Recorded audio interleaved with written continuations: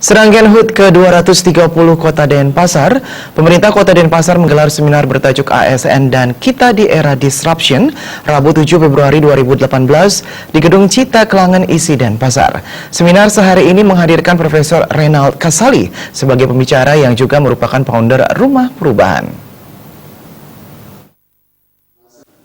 Seminar yang menghadirkan founder Rumah Perubahan, Profesor Renald Kasali ini dibuka Wali Kota Denpasar Ida Bagus Rai Dharma Wijaya Mantra, didampingi Sekda Kota Denpasar, An Agung Ngurah Rai Iswara, DPRD Kota Denpasar, dan seluruh jajaran OPD di lingkungan pemerintah Kota Denpasar.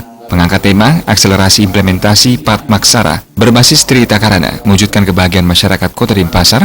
Wali Kota Denpasar Ida Bagus Rai Dharma Wijaya Mantra menyampaikan bahwa Bali merupakan salah satu destinasi pariwisata yang memiliki budaya yang sangat kuat, yang memberikan dampak positif terhadap pembangunan.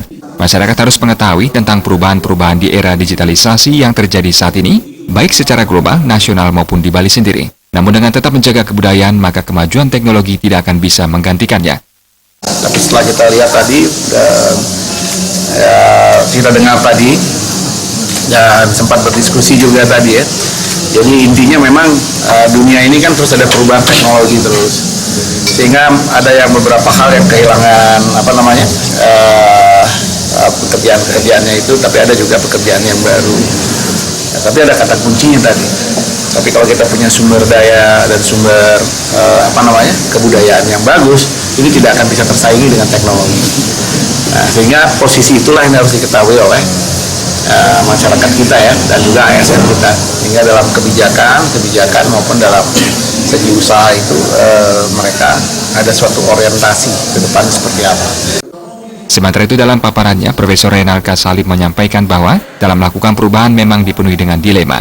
Hal tersebut terjadi di segala sektor, baik di sektor pertanian ataupun sektor industri maupun pariwisata. Dilema tersebut selalu ada dan terkadang menjadi penyebab dari kesulitan pengambilan sebuah kebijakan. Terkait peran aparatur sipil negara, Profesor Renald Kasali menjelaskan, pelayanan publik jangan tetap mempertahankan cara yang lama. Pelayanan publik saat ini erat dengan teknologi, karena perubahan zaman dan peran ASN harus lebih melayani dan memudahkan masyarakat. ASN yang berusia muda harus lebih berinovasi dengan menggunakan teknologi yang semakin mendukung paperless. Kelak masyarakat tidak perlu lagi membawa jauh-jauh surat dari rumah. Surat-surat berharga tersebut cukup disimpan dalam bentuk digital dengan menggunakan aplikasi, dan hal ini mendukung adanya smart government.